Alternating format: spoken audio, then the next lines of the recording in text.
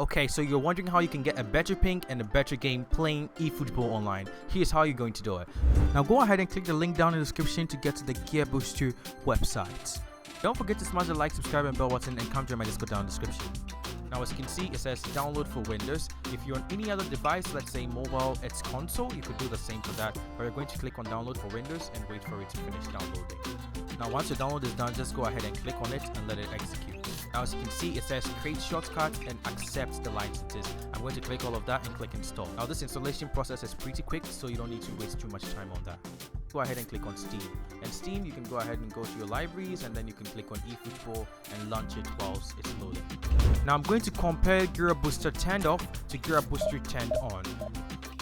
Now as you can see, it's 1 bar or only 1 ping when Gear Booster is turned off. Now as you can see eFootball right here.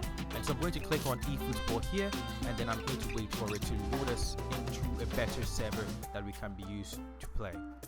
Now with Gear Booster turned on, let's check what ping we get. Now as you can see, it's 3 bars. Even though my network isn't that good, I got 3 bars. So once in the game, you're going to see that it's connected to the server and it's connected back to Madrid. And as you can see, it says auto here and my PC is here. The ping is far better than it would have been without this. So thank you for watching this video. If you enjoyed it, make sure to smash the like, subscribe and bell button. And come join my Discord down in the description.